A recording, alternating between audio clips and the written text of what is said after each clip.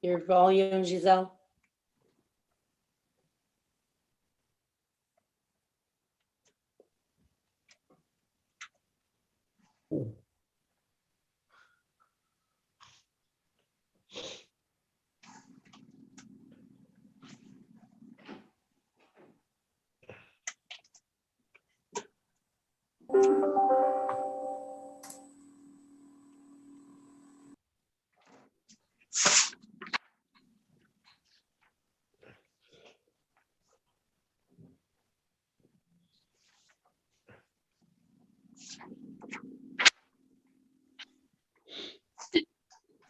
Thank you.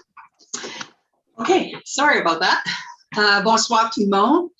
Bienvenue à notre réunion Combini du Conseil. Welcome everybody to our combined council meeting tonight. Ani.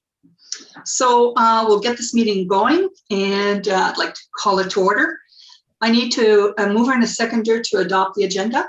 Moved by Randy, seconded by Dave. All those in favor? Thank you. Any disclosures of pecuniary interest tonight? Just looking at all your faces, seeing none. And Madam Clerk, there are no delegations tonight, correct? Okay, thank you. And with that, I'd like a resolution to resolve into the committee of the whole, moved by Renee and Dean. All those in favor? Thank you. So the virtual gavel turns over to you, Madame Renee. Thank you, Mayor Giselle. So reports and items for consideration. 6.1, general governance. 6.1.1, a COVID update. And I believe Mark, our CAO, will speak to this. Yes, thank you, Madam Chair. Just to provide you with a brief overview of what's happening with COVID and how it affects our operations. As you're all aware, the province declared another emergency this afternoon, starting at 12:01 a.m. tomorrow. The province is going into a stay-at-home order. In terms of our operations, how that's being affected, we will continue our protocols that we've been following under the gray lockdown zone. We've had a discussion with the staff at the front office, and we will continue on an as-needed basis to accept one person within the common area to service going forward.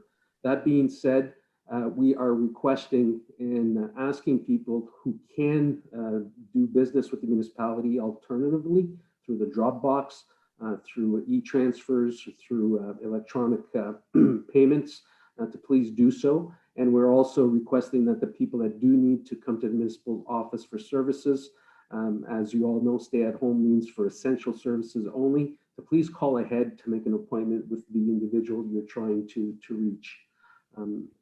All other operations will continue as is. The recreation facilities arena will remain closed.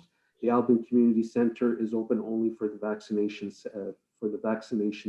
clinics. On the vaccination clinics, just to give you a brief update, we now have a steady amount of dosages for the next 4 weeks, starting tomorrow, 360 dosages. As you're all aware, we are now accepting reservations for those 60 plus. So the ones that want to do the reservations online are welcome to do so through the provincial booking system. And you can find all of that information on our website, on the public health unit websites, and on our social media pages.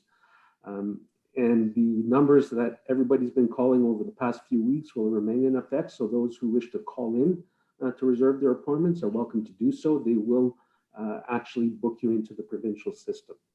In terms of dates, April 8th, tomorrow in St. Charles, there are 34 dosages remaining out of the 360. And then reservations have already started for the April 15th clinic that will be held at the Albion Community Center. Then we go back to the to the St. Charles Community Center for April 22nd.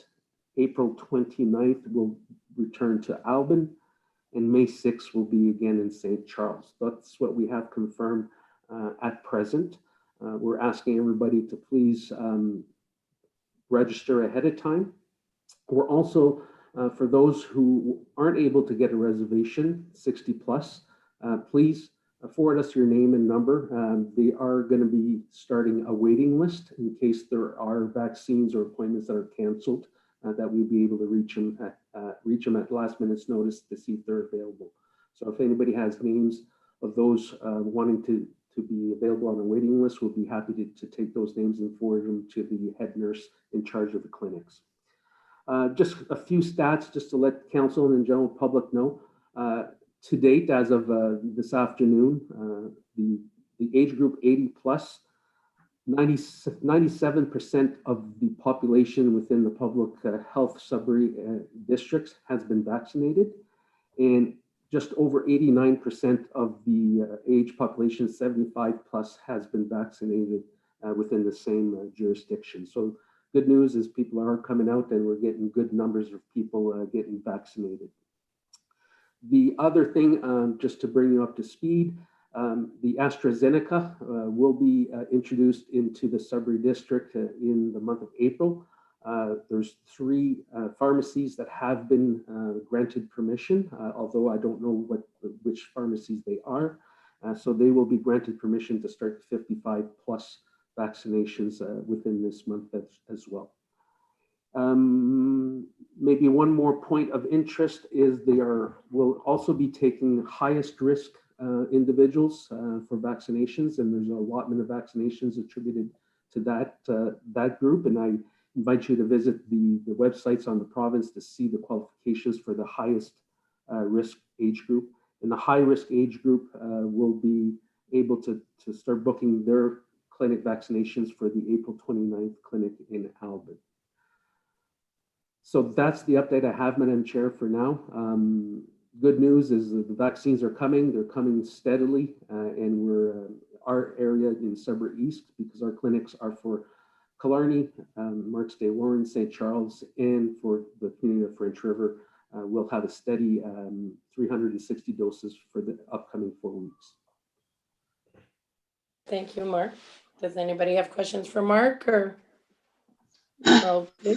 Oh, Mayor Giselle? Mark, you said that there was some doses left over for St. Charles for tomorrow. Did I hear you correctly? That was as of noon today. So I'm assuming that they have the people that have been calling around, that was down to 34, and the bookings were still being taken until 9 o'clock tonight. Okay, because someone called around at 11 o'clock this morning and was told St. Charles was full.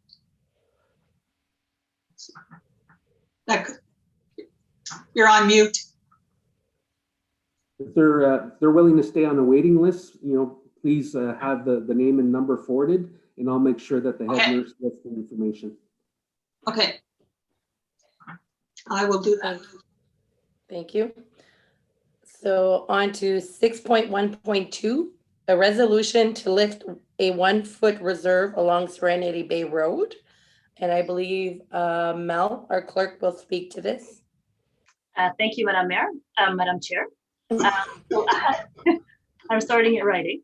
So as the report outlines, we have received a request to have the 1-foot reserve along Serenity Bay Road lifted. So 1-foot reserve is a strip of land that is dedicated to a municipality through a subdivision agreement. So in this case, in accordance with the terms of the Serenity Bay subdivision agreement that was done in 1995. And as shown on the attached sketch to the report. So these are done usually to prevent access to a road or to ensure that there is future access if a road is extended or if there's any future phases to the subdivision. So access across this strip of land is generally restricted until all the servicing or the requirements of a subdivision is fulfilled by the land developer.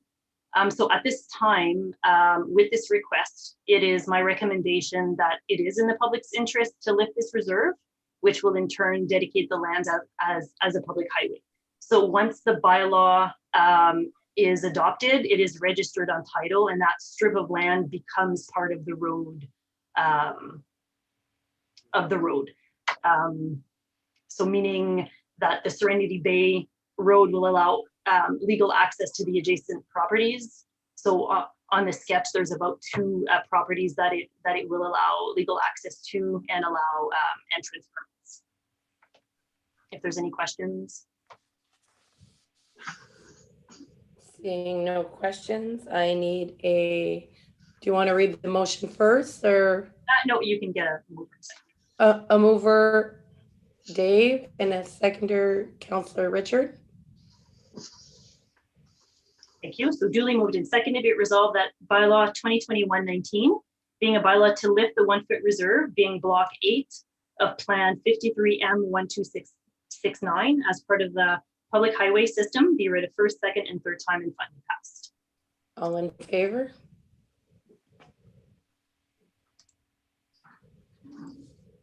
Okay.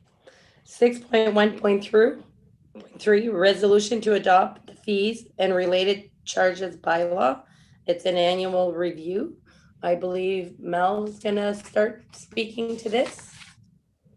Thank you again, Madam Chair. So I'll just give a brief outline of the purpose of this bylaw. I don't think we've ever brought it to council as a full bylaw. We've amended it from time to time through this term. So the fee and related charges bylaw is a document to impose fees and charges for services and activities that the municipality provides. So our bylaw provides schedules separating services per department. So we have a schedule for administration and for animal control and so on. Usually on an annual basis, staff reviews the fees to ensure that they are fair, that they are consistent with comparable municipalities, and that they cover the actual cost of providing those services or activities. So you'll notice that there's some schedules that are included for reference purposes. So for example, the fees for the schedule for cemetery services, they're not adopted by this bylaw, they're adopted by the cemeteries bylaw, but we always include them so that we can have one document that encompasses all the fees and charges that we have. So it's easy reference for staff and for the public. So I'll start off with going through changes to the administration services, to the administrative fees. So in your document, you'll see all the changes are in red. So if the ones that are striked out, they're being deleted or replaced. The ones that are only in red are new fees. So for example, we've made changes to the fees for photocopies and faxes. So members of the public who come to the office for those services, they were just confusing at times. So we grouped them together and we highlighted the ones that are actually being, so the services that are actually being given. So the large format is the large plotter that we have. So we provide copying services for large maps. So we were charging $1 per square foot, for example. So with our review, it would be more appropriate to charge $10 per sheet. It would be more simpler and it's fairer for the to cover our costs. Another one that is new, it's not a new fee. We used to have the fee for the services of providing a commissioner for taking affidavit services. So this is by virtue of our office, the CAO, clerk, mayor, and treasurer can commission oaths. So this we're suggesting a fee of $10 per occurrence or per time. We used to charge this fee until 2012, and for some reason I don't recall the fee was taken out of our fee schedule, but we are reintroducing it as the service delivery for this has increased a lot. So we would like this fee back on our schedule. We have next is the request for information. So these fees are regulated by the NFIPA Act under their regulations. So these are fees that are not governed by us. We don't have a choice of the application fee or the search time or the fee that we charge per photocopy. I'm adding it in here in red because I've never charged it before. So when someone requests for a request for information for private information, we charge the application fee and that's it. But we're receiving a lot of applications, and I think it's just appropriate that we charge for our time and for the photocopies that are asked for. It's not a new fee, but it's a new fee for us because we've never charged it before. All the rest are staying the same. So the fee for the OPP fee, so that fee is going to be, so once we approve the annual final levy bylaw, which is coming up at an upcoming meeting, those fees are going to be adopted. So this bylaw doesn't adopt these ones. I just put them there for reference. So that's it for administrative. Are there any questions for those fees? Okay, so I'll just move on. So there's no changes to animal control. There's no changes to cemetery. The slight change for community services is, so we've been doing this for many years. We increased the community services fee, so the ICE rental fees, by 2% every year, just to cover the cost of providing that service. So it's not a new fee, it's just showing the increase for the year 2023, 2024. So we always put 3 years. So it gives notice to the users. There's no changes to building department services. So the next changes are for environmental services. So I'll let Kevin, the manager of environmental services, if he wants to present those. Good evening, Madam Mayor and Council. Tonight, I'm just going to go run through some of the changes that we're introducing.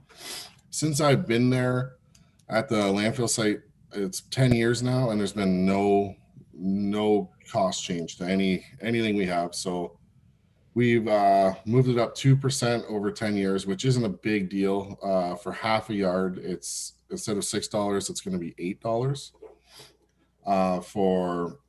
Instead of a full yard, which is normally 12, it's going to go to 14. And then we have medium trailer, which is just going up, like just slow increments just to start, just to take some of the cost off.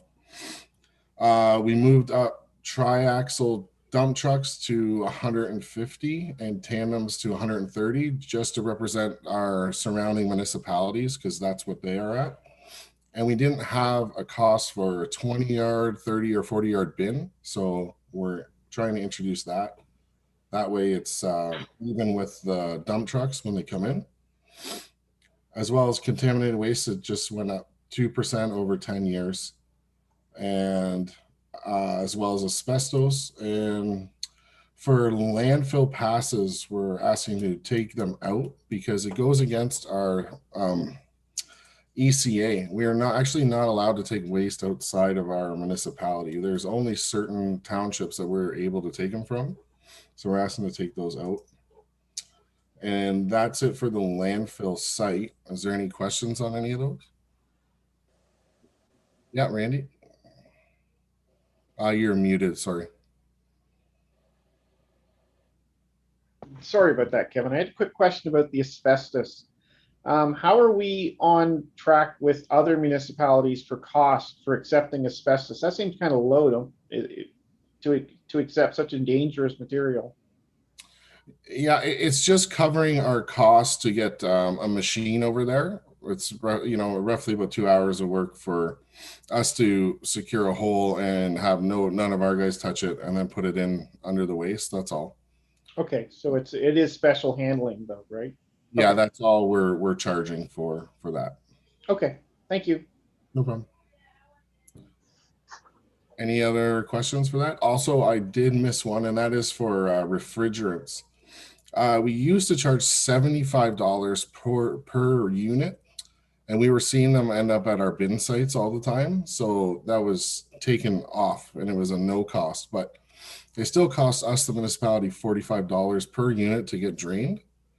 So we're asking to go at least like half the cost to start somewhere to recuperate some of the cost of that item. So.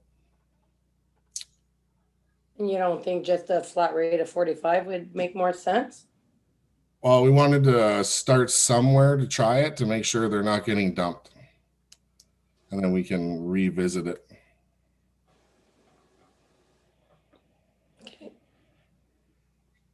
Dave? So for the landfill pass for, I guess, non-residential for our area, is there a way that we can get a special permission to be able to accept that, or?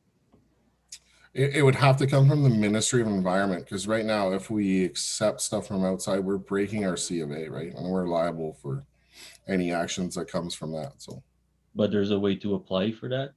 that would be more of yeah, we'd have to go through the MOE, and it's a pretty long process to do anything through them. So, but Yeah, if I know there are some things, I think I know what you're referring to, and yeah, you do. I believe that they're gonna look into that route. So, Okay, thank you.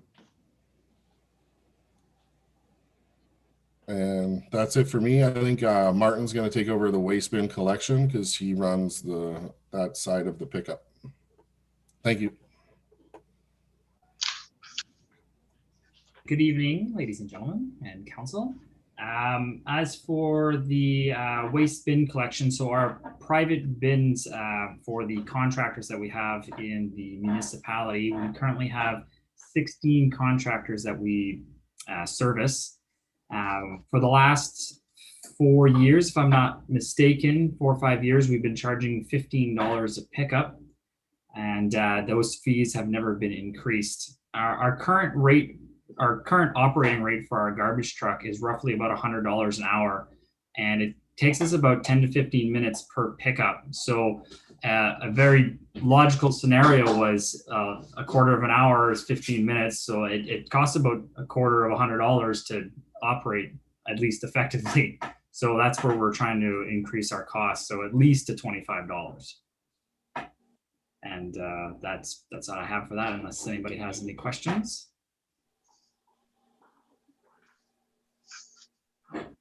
All right, then I will pass it back to Melanie. Randy has a question. Also on mute, Randy. Yeah, I guess one question I would have for you, Martin. What can we do about commercial customers that are dumping that aren't paying for the bin services? I believe that would be more of a bylaw question, I believe. I mean, they've just never been put on the system, and they're dumping, freely where we're charging other people to dump. So I'm wondering if that's something we should be looking into. The environmental committee is going to be dealing with that, aren't they? Yeah, Okay. that's where it belongs, at the environmental committee. Perfect. Then I will pass back to Melanie. So there's, thank you, Martin. So there's only one more fee that is under Public Works Services that we're proposing to change. It's the 911 civic address service that we provide. So when there's a new entrance permit, or when there's a new house being built or whatsoever, and that they need a civic address, we assign the new numbers, and we used to offer the service of installing the sign, and we used to offer the service of just preparing the sign and having the property owner install it. But we've been having issues with them not being either installed properly as to the specs to be visible, or not properly, they fall, whatever. So we're suggesting that we delete the fee that allows the property owner to install it themselves, that we just have one option. If someone needs a 911 number, this is the cost. We provide the number and we install it properly. And then we have another fee that we wanted to add is, if ever the sign is damaged, then there's a $50 fee to replace it. So which there's no need to go through the process of assigning the number, going to measure, it's just replacing the sign. So the cost is less. And that's it. So if So the fire.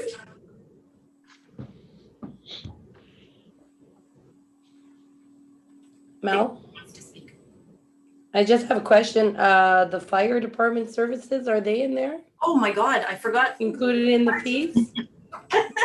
How can I forget the fire chief? Yeah, I'll let Rock. Madam Chair? Yes, Yeah, Mark? before we move on to fire services, I think it's important to note under sewage system, we are readjusting our user rate, and that'll be addressed in the next bylaw as per the OPP. So that's going up to 375 from 350, and we are introducing a new fee for inspection of new connections, which didn't exist before, because we do have to send somebody out to ensure that the connection is properly done before everything gets buried in. So not something that happens very often, but there is a cost associated to it. And as all the departments have been asked to do is try to recover costs as much as possible. Okay, thank you, Mark. Rock? Thank you, Madam Chair. For the fire department, last time our fees were reviewed or revised were when the municipality amalgamated in 1999. So Mel and I looked at our permits and we decided to review them.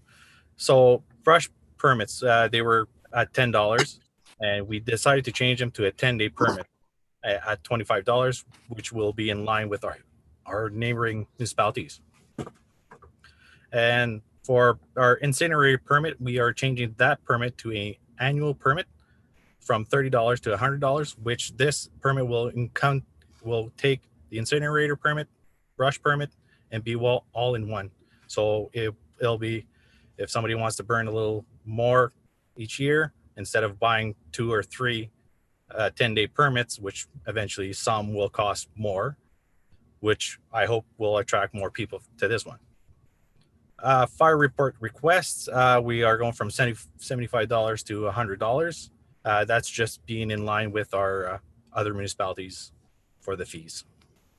Any questions? There's a fire inspection fee of $100. That is new. Yes, that's sorry, I missed that one. That is new. Those are the inspections that are requested from outside residents to inspect their homes. This will cover some costs of the fire prevention officer, the fire chief, to do the inspection and have a report given back to them. This will be excluded from the inspection of a building application. So if a new build is being built for multi-dwelling, it'll be excluded from that permit. Okay, thank you, Rock. Anybody have any questions for Rock? No, we're good.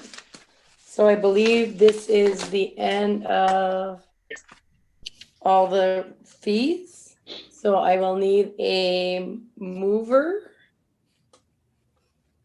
And it's Councillor Richard and Councillor Dave. Thank you. And moved and seconded, be it resolved that bylaw 2021-22, being a bylaw to set fees and related charges set out for the municipality of French River, be read first, second, and third time and finally passed. All in favor? Okay. So 6.2 finances. 6.2.1, a resolution to adopt a bylaw to authorize a transfer payment agreement, the fire safety grant. I believe, is this our treasurer, Mark Freddy, going to speak to this? Or do we need, is he there? Oh, I'll let Rock speak to this, please. Okay. Fire training. Perfect. Okay. Thank you, Mark. So the municipality received a letter from the Ontario Fire Marshal for a one-time funding grant for fire safety and training. So we were eligible for $5,200 for any type of training or upgrading our equipment for Zoom meetings, online training, or even upgrading our computers if we needed to. We've submitted our application. We were successful to receive the funds, and we'll soon be doing our process to move some of our training online and permanently. Does anybody have any questions for Rock? We need a mover and a seconder for this, Mel. Councillor Randy and Councillor Bob.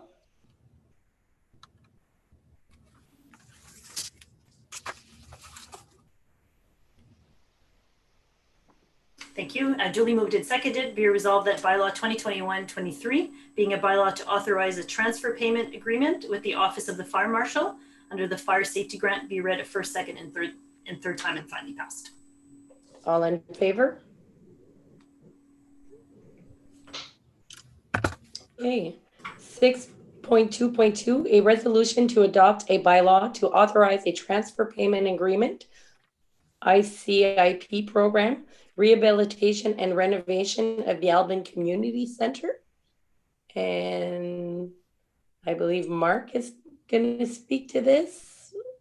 This is basically the legal paperwork for the transfer of the announcement that was made a couple weeks ago, the successful announcement of the just over $1 million worth of renovations at the Alban Community Center.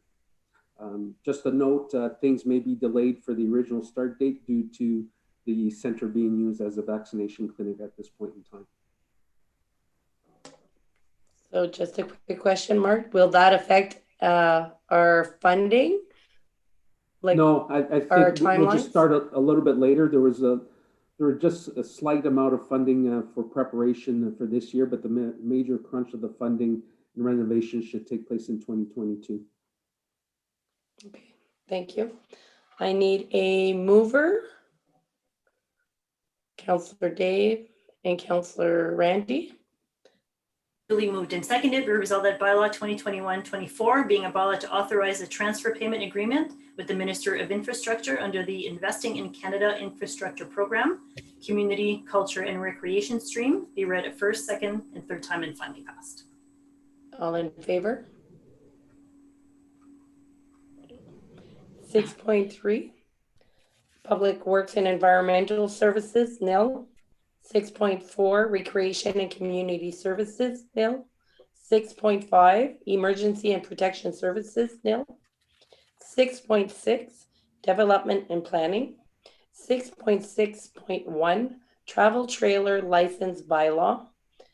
A resolution to direct staff on an annual permit fee. I believe Andrea will speak to this.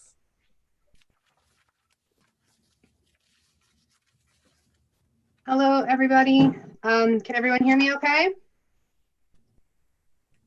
Yeah, we're okay. Good. Thank you. Hi. So we are a step closer to bringing the travel trailer licensing bylaw to fruition. And staff believes that we've produced our most complete draft and wanted to discuss some of the changes that have been made since the last time this came to council. And also to discuss the fees that will be charged. We're not looking to pass this bylaw this evening. We are still waiting for the zoning bylaw amendment to pass through the planning board. But we wanted this draft bylaw to be reviewed as quickly as possible so we would have it ready to pass when the zoning bylaw amendment was through its process. So you have seen versions of this draft bylaw over the last few, I want to say months, but maybe years. But this one, the main changes that were made since the last time you saw it were the allowance for the short-term use on residential properties within village areas. The last time we had brought the draft bylaw to council, it wasn't clear that short-term use would be allowed in villages for things like visits or especially around family baseball tournaments or events going on within the towns of our municipality. So we made it clearer within the bylaw that short-term use would be allowed, but that long-term use would not be permitted. And we did not include R2 or R3 zonings because they tend to be multiple, R3 is more for group homes and that sort of thing, so multiple tenants. R2 also multiple dwellings, so we thought it would be too complicated to get permissions from one owner versus another. We're just going to stay away from that and allow the short-term use on the residential properties. It was noted that rural residential properties were sort of left out of the conversation. So these are properties that are supposed to be a minimum of 2 acres and tend to be either taken out of larger chunks of rural property when severances are done to take off residential portions and then sell off the rest of the farm, or larger pieces of properties closer to villages. The change to this was followed the allowance of 2 travel trailers that are allowed on rural properties. But this could be discussed with council whether they would like to, whether they think 2 should be supported or 1, which would reflect what we're looking to allow on waterfront residential properties. There is some notation that applications could be made for travel trailer use on institutional and open space properties.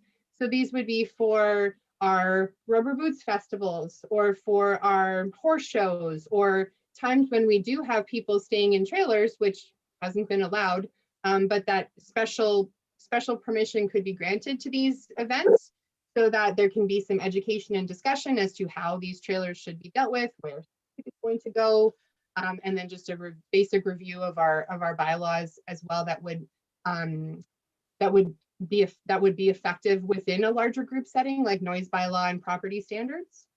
I've included Schedule B, which outlines all of the zoning rules for each zone. So if we do decide to make changes to any of these zones, if we find that anything needs to be adjusted, then we're just changing the schedule as opposed to going right into the bylaw to make it easier for us.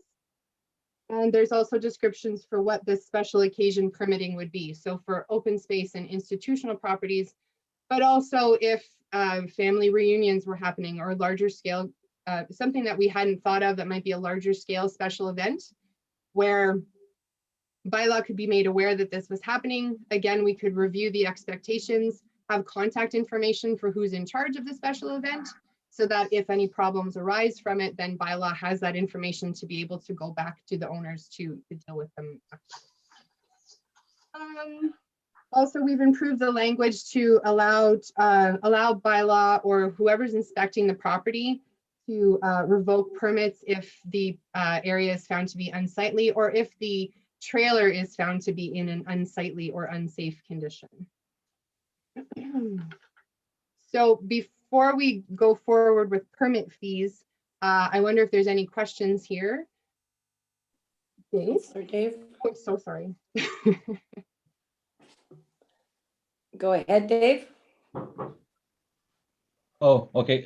For the rural areas, when you say 1 or 2, does that include the short term also, or is that just the long term? Your worship, the intention was always for short term. If larger groups wanted to gather, because we know there are family reunions and that sort of thing, then that would be something that we would ask people to ask for the special occasion permit, so that we were aware that these events were happening and we could let people know what the expectations were. Okay. Thank you. So, any more questions for Andrea? Okay. Okay, believe you're good to continue. Okay, so maybe I will ask though, as far as rural residential properties, I've never brought this question to council before.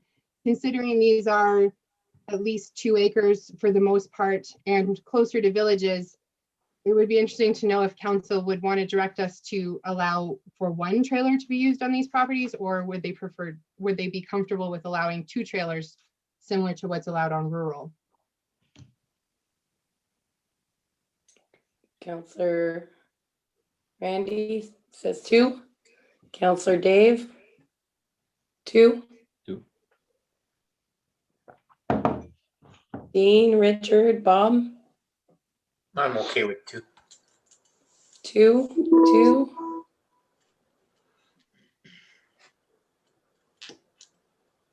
Two is okay. Okay, I'm good with 2 also. Giselle? Yeah, no problem. I'm sorry, could I interrupt? Are we talking about 2 short-term, like 14 days, or are we talking about 2 who are going to be long-term with all of the requirements for that? for short-term, Dean, Okay. I believe. And it would also be for long-term as well, your worship. So they would be applying, they would have the permission to apply for up to 2, the way the bylaw is written right now. So we went, because it's a larger property, we went with the idea that it was more of a rural setting and could be allowed 2. And it definitely, we're talking short-term and long-term. And yes, Councillor Dean, they would need to follow all the provisions in order to get those 2 for their permissions. And the stringent conditions required for the long term, that's all the sewage connections and all the rest of it, right? That's correct. Okay. And I will note quickly too, because this will again be our licensing bylaw, if we do find that this is too much, we can make these changes without having to go through the process with the planning board. So it is something that if we find that 2 is too much for whatever reason, we could make the change and it could be brought to council again. So I'm going to ask one other question. So can a residential property owner in this rural setting, can he charge rent for those 2 trailers long term? Good question. Through you, your worship, no, there is verbiage in the bylaw that states that this is for non-commercial use.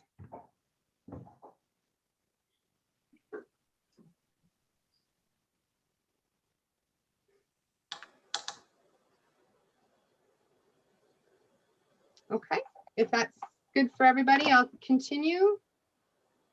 Okay.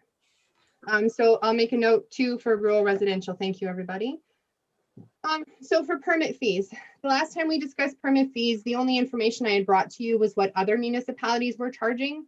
So speaking to staff, we came up with a number that we thought would give council the best idea of what the most cost would be to administer this program. Of course, whenever we charge a fee for this type of service, it cannot be, we're not trying to make money, we are trying to cover the cost of providing the permit. And to provide this permit, we've outlined what we believe the steps would be and the time taken. So for administration, we included such actions as application review, scheduling of inspections, permit issuing, sending out of renewal notices, and the use of municipal resources. And the number we came up with there was $80 per hour. So that would be considering the person who would perhaps have the highest pay grade working on this task, but also with the use of municipal resources in mind and taking all of that cost into account. And then also taking into account the fact that there will be a site inspection with all of these permits, and that will include time on site, travel time, and the use of a municipal vehicle. So we agreed that these numbers were probably the top cost of what this program would cost to administer. And when we put together the hours spent and the time or the amount, we came up with a top amount of $400 per permit is what we believe would be a complete coverage of the cost of administration and inspection. So based on that number, I would ask council to discuss what they think a fair amount would be, so that we can move forward with a fee that we're all comfortable with, or that you were all comfortable with. And there was also talk at one point of having a fee reduction if people applied earlier in the year to help increase the possibility of people applying and in maybe not such a busy season, but also looking for compliance, and then having it extend after, say, April 1st, or have the fee increase after April 1st. And so this is what I'd like council to discuss at this point. Councillor Dave. Through you, Madam Chair. I think the $400, that's the closest estimate that we can come up with at this time. I think that's reasonable, that's fair, because we do have to cover our costs. We don't want the taxpayers to cover the cost of other people using trailers, right? So I think that's fair for now, and maybe in the future, if we can look at what costs we have. If it's more or less, maybe we can adjust it later. But for now, I think that sounds fair. Okay, Councillor Richard. For you, thank you. I sort of agree with that. The only thing I would add to that is that I think the earlier date is fine, but I would go the other way. I would encourage people to buy it before a certain date. Otherwise, it'll be more after that date. No different than a snowmobile pass. Most people buy it before whatever the date is, December 1st or whatever it is. And, you know, it's $180. And then after that, it goes to whatever it is, which is way more expensive.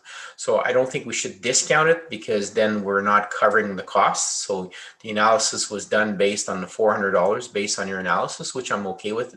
But I would go the other way. If people buy it after a certain date, then being where it's going to be more time consuming, then we charge maybe $500 instead.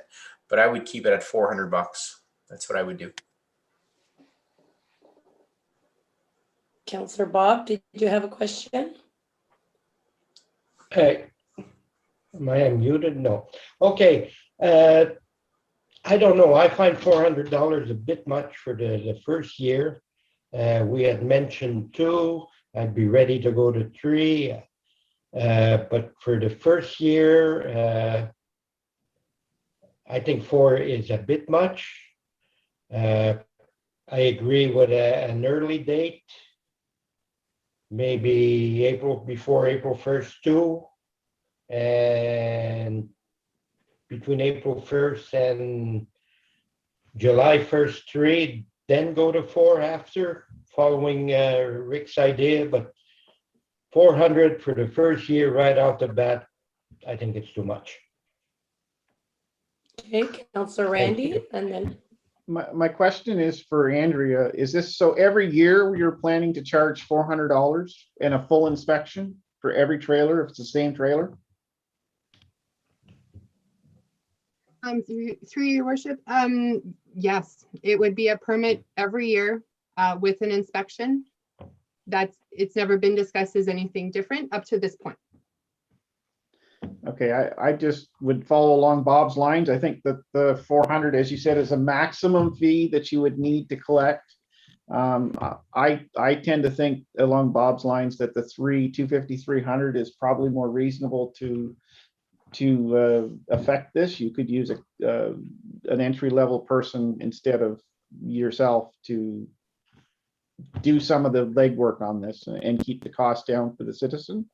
But on the other point, I agree, we do need a bylaw and we don't need to have everybody pay for the usage for some people. So I think there should be a happy point somewhere between, you know, where Rick and Dave are falling and where Bob and I are falling.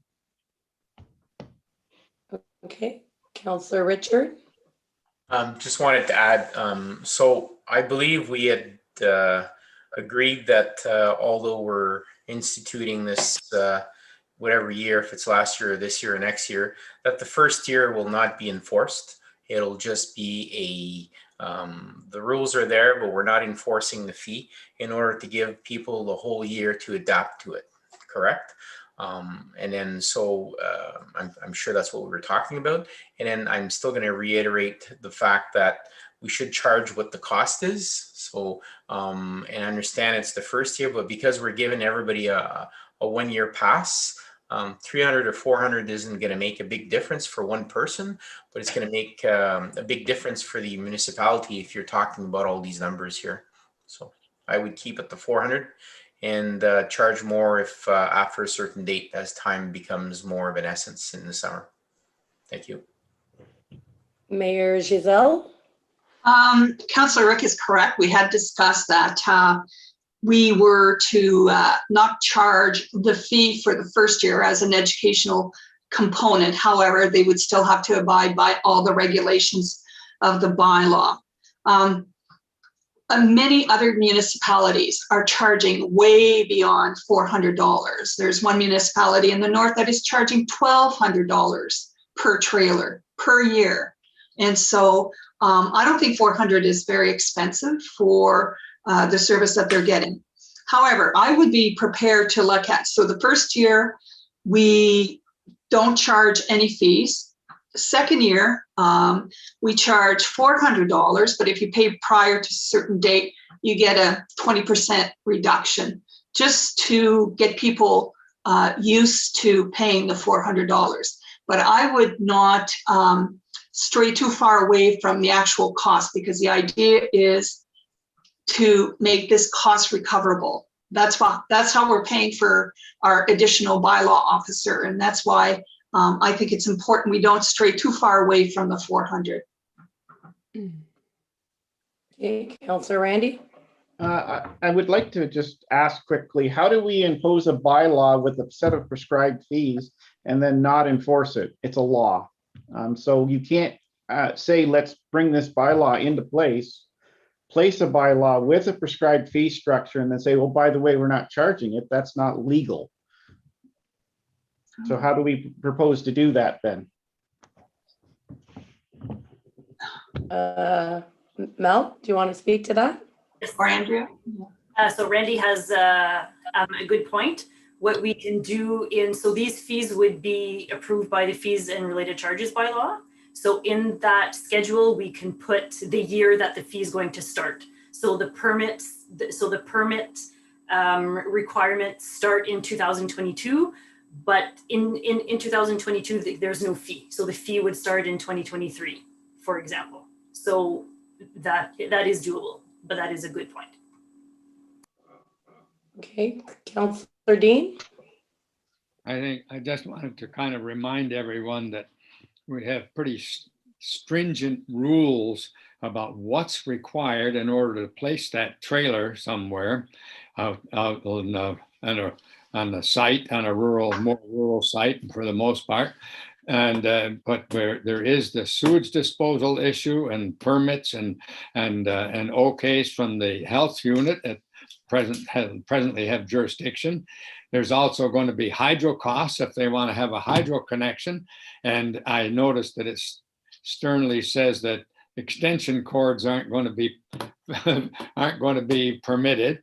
Although I kind of wonder about somebody up for 14 days next to a house for a short period of time. Have they got to have a hydro connection, or can they have an extension cord from the house? But I didn't notice how clear that was. But going back to the longer term, the people who might establish and be there every year, their initial costs the first year are going to be fairly high. After that, the permit fee is probably going to be the biggest cost, along maybe with hydro costs. But there are some pretty tough requirements just to place that trailer out there and be able to use it. So, and the municipality is going to be the one, for the most part, doing the inspections other than sewage. So it's not a quick process, and there is paperwork involved, and I mean, it's all well and good to say no cost at all the first year, but I think the $400 fee is not out of line at all. So if I can speak, so for myself, I will say that I am guilty of having a trailer. I've had a trailer for the last 15 or maybe 18 years in my parents' yard. A $400 fee for a single parent is enough. I wouldn't want to see it go up to $1,200 a year, because it's not something that would be feasible for me. So that would be removing my trailer and the addition that is on that. I do agree with Dean that the initial startup cost of, making sure having the health unit come in and the electricity and all that will be costly. The only question I would have is I know for septic with a house, you get one inspection, you're good forever. Will that work the same for a trailer? And how about for the electrical? Will there have to be a yearly inspection fee to having a trailer? Or is this, you get one inspection and the trailer, as long as you renew your license, you're good? Well, speaking you from my point understand? of view, for the most part, the electrical part, once you've been established and have the service there and connected, you don't pay anything more other than pay your hydro costs. But the initial costs can be quite high, just depending on where the trailer is and how close it's going to be to hydro lines and so forth. The sewage fee is one time, hopefully, unless there are complaints about it. There's also water required for most of these people if they're going to be actually staying in them all summer. I don't know where high water is supposed to come from, or whether we have any regulations as to where they can acquire water, or whether they're looking at wells. Or, I mean, that's another issue, and I don't know whether probably maybe that one's none of our business, but nevertheless, the people there are going to have it. And is it $400 plus taxes, or would that be 400 including taxes? Because it just says fees, it doesn't say plus taxes, Mel. We can't charge HST on a permit fee. Oh, okay. We can't? No. Okay. Good.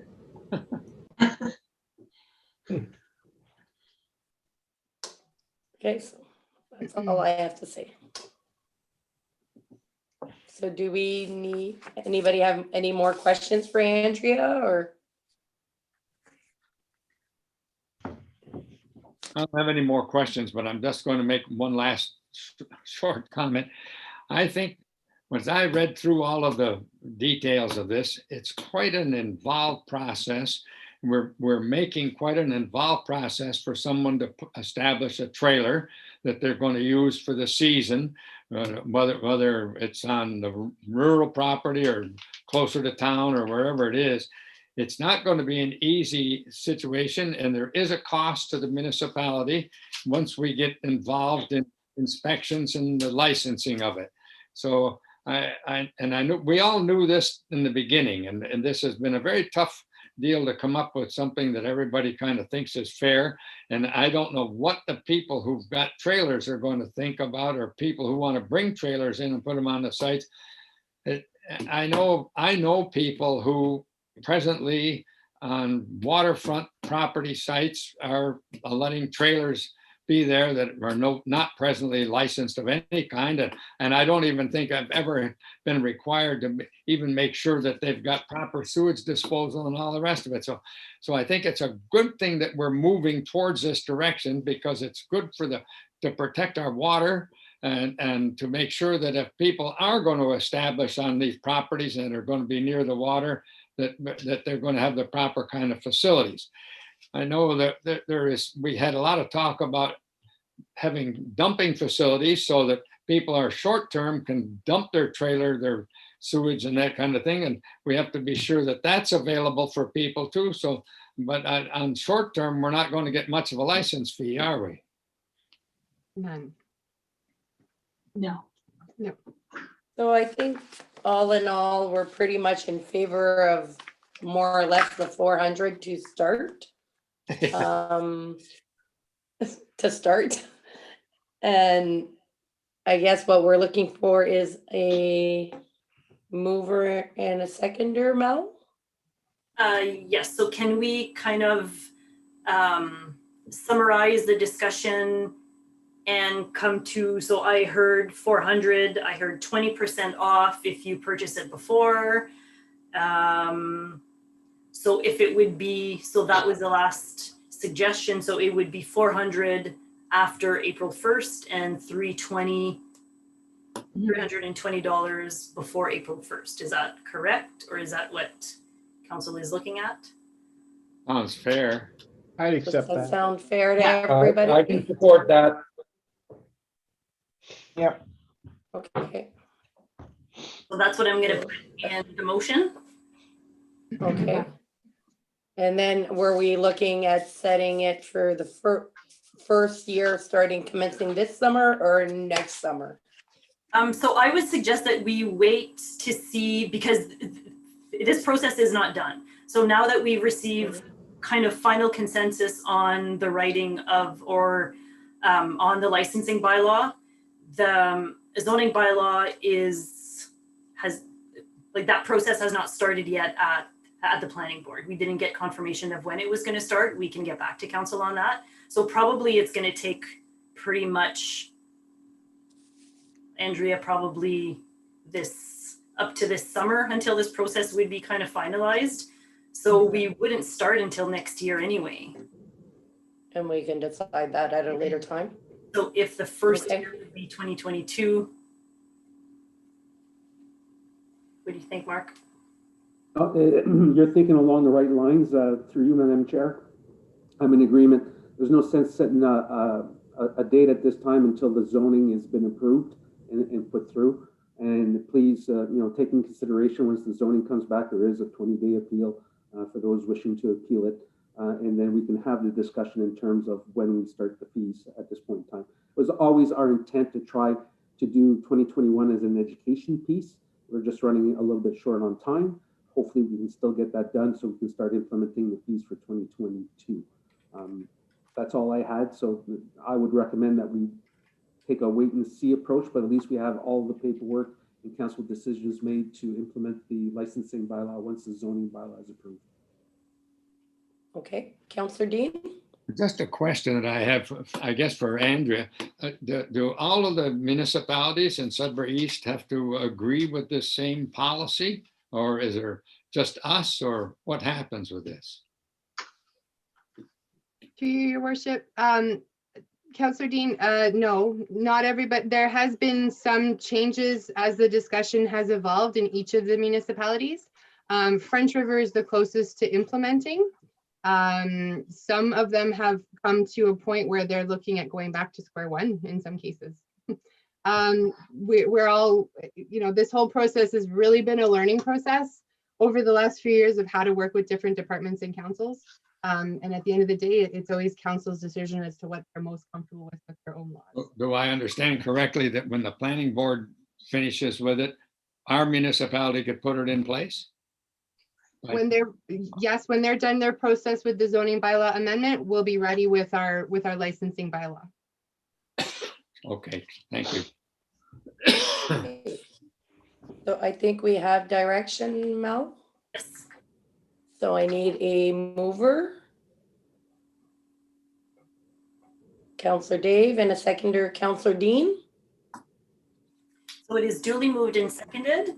Be it resolved that council directs staff to set the annual license fee for travel trailer as follows. So the annual fee would be $400 for applications received on or after April 1st and $320 for applications received before April 1st.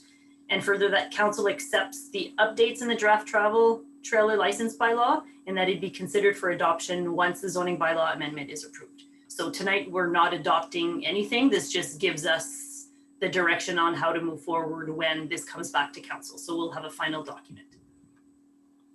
All in favor? We can still kick the cat around a little more.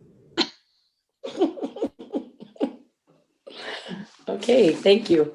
Now we have 6.6.2 park model trailers, a resolution to direct staff to apply for a zoning bylaw amendment to add park model trailers as a permitted use in WCT and CT zones, so water zones. Andrea, did you want to speak to this? Thank you.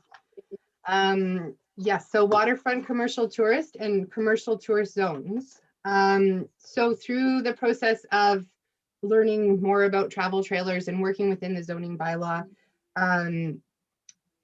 it came to the attention of staff that there was a definition for park model trailer missing from our zoning bylaw. It's mentioned in the official plan, park model trailers, but it was never really picked up in the zoning bylaw to differentiate them between a travel trailer or an RV and what a park model trailer is. A park model trailer is specifically described in the Ontario Building Code. It's a specific CSA approved standard. It's specifically seasonal. And because it's within the building code and because there are aspects of the building code that it has to satisfy, building permits are required for park model trailers. So to just continue calling them a travel trailer when really they're a structure under the Ontario Building Code, we would like to clear that up. So the definition for park model trailer has already been included with the travel trailer zoning bylaw amendment. So that's already in process with the Sudbury East Planning Board, along with the changes to the zoning bylaw amendment for travel trailers. We included that definition. But upon more discussion, really as a staff, we decided that we really need to have park model trailers added as a permitted use on our waterfront commercial tourist and commercial tourist zones, because they aren't travel trailers, they aren't RVs, they're park model trailers. So we need to specifically allow them to be used. And we also wanted to include language that made it clear that this type of trailer or this type of park model structure really does require a building permit to be able to be put in place. So that is what we are asking staff, council to review this evening. We've included a memo from JL Richards. We received direction from them for this zoning bylaw amendment request, and we took their comments into consideration in our draft.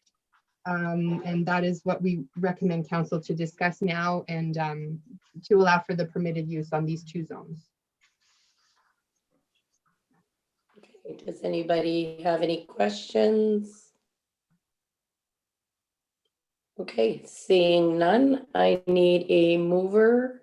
I'm not too clear Oh, exactly what Dean? you said. Maybe does this mean that this park model trailer can't be accommodated in a commercial campground trailer park? Is that what we're saying? Or do we have to get a building permit to put it in a commercial trailer park?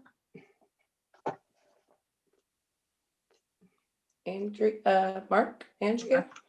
I'll defer to Andrea. You know, she's very familiar with the file. Okay, so at this time, they're this gray area. They do require a building permit, but up until now, there's really no definition for what a park model trailer is. So there's nothing that differentiates it from an RV or from a tent trailer. But they are a structure. They do have to be installed correctly. But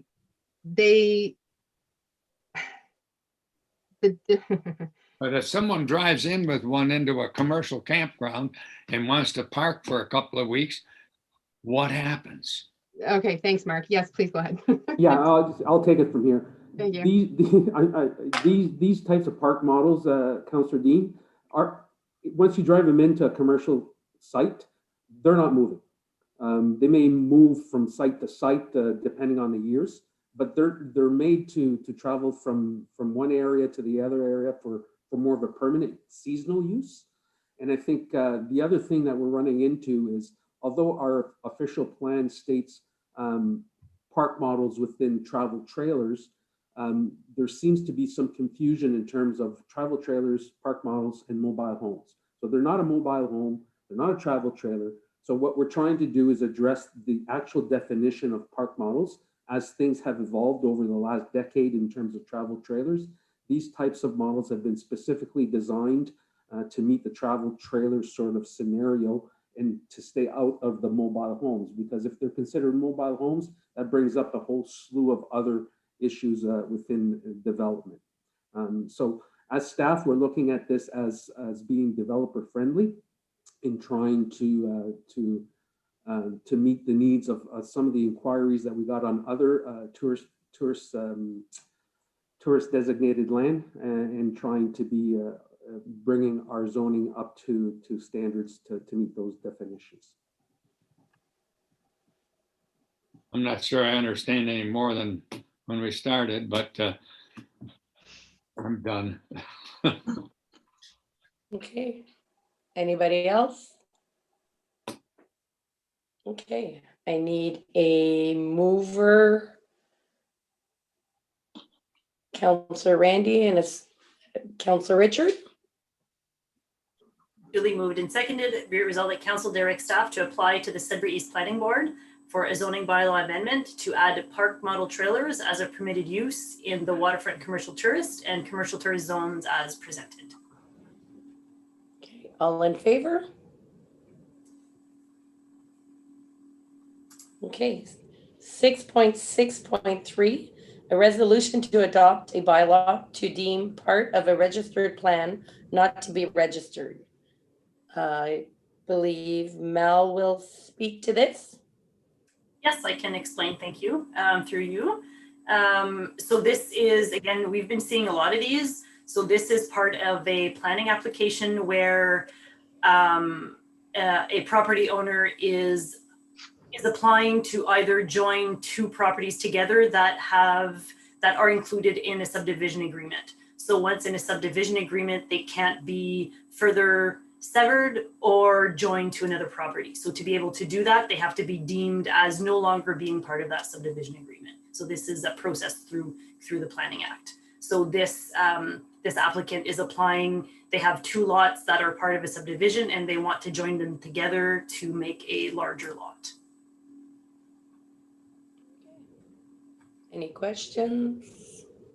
Seeing none, I need a mover. Councillor Randy and Councillor Bob. Duly moved and seconded, be resolved that bylaw 2021-21 being a bylaw to deem part of a registered plan not to be registered, so Dennis and Claudette Fredette, be read a first, second, and third time and finally passed. All in favor?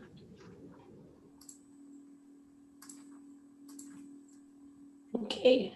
6.7, there was no correspondence. And now we need a verbal motion to return into regular meeting. Councillor Randy.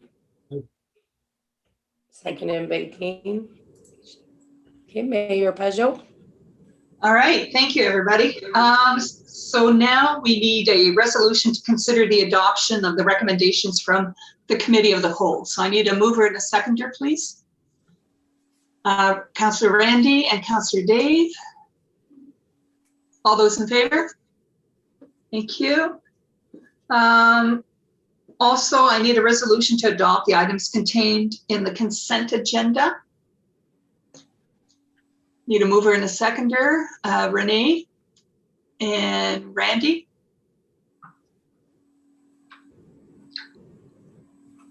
All those, oh, go ahead. I'm just skipping right over it. Oh, it's okay. It's all written in the agenda. Yeah. It will be a result that council approves the items of the consent agenda under section 7.1 and receives the items under 7.3. Thank you. Under item 8, there are no notices of motion, Madam Clerk. No.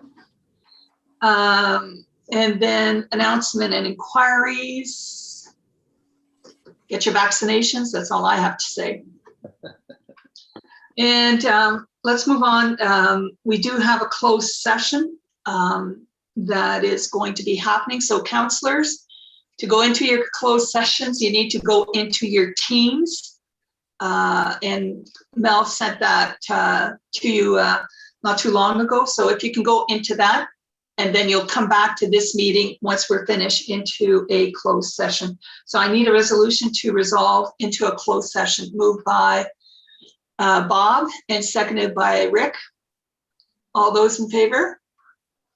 Thank you. I'm just going to read the motion. Sure. Duly All right. resolved that the meeting be closed as authorized in the Municipal Act pursuant to section 739 2C, a proposed or pending acquisition or disposition of land by the municipality or local board. So this is respect to a proposed land disposition of 2 vacant lots on Doe Street in Noelville. Thank you. Okay. All those in favor? Thank you. All right, so let's go into teams and I'll see you in a couple minutes.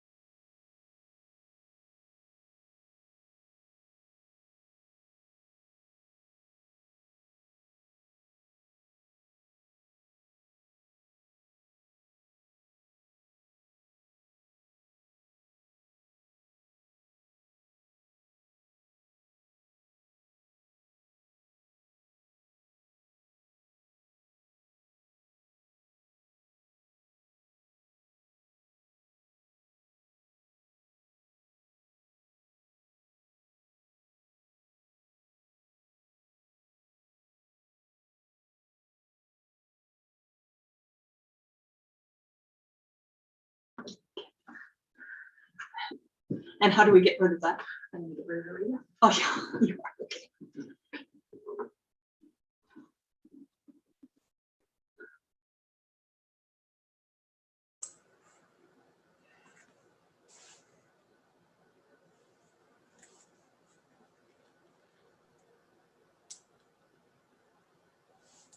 There.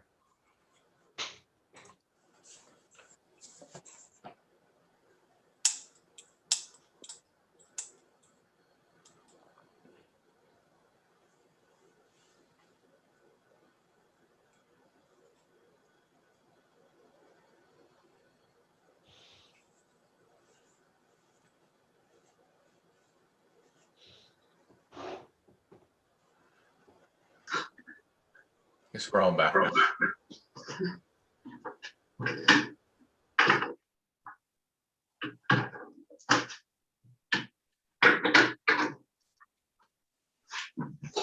All right.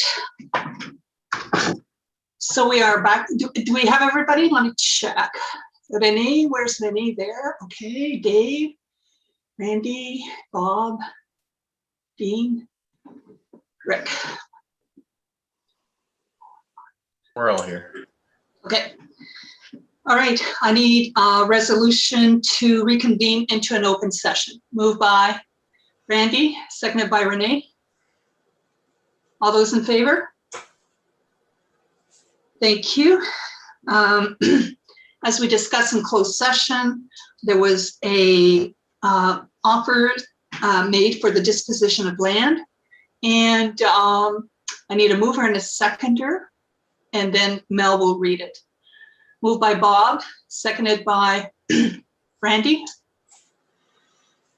It is duly moved and seconded. Be it resolved that council accepts the agreements of purchase and sale in the total amount of 32,000, so 16,000 for each lot. And as presented and dated March 30th, 2021, for the purchase of the 2 municipal vacant properties on Doe Street in Noelville, so lot 22 and lot 25. And further, that council agrees that the proceeds of the sale be set aside in the operating reserve for parks for a future contribution towards a playground equipment project in Noelville. Perfect. Any other discussion with regards to this, except that it's a great idea? Seeing none, all those in favor? Thank you. Now, I need a resolution to adopt the confirmation bylaw. I need a mover and a seconder, Dean and Renee.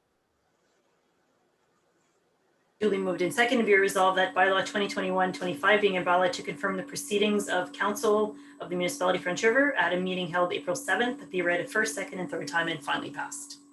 Thank you. All those in favor? Thank you. And I need a resolution to adjourn. Moved by Dave and seconded by Dean. All those in favor?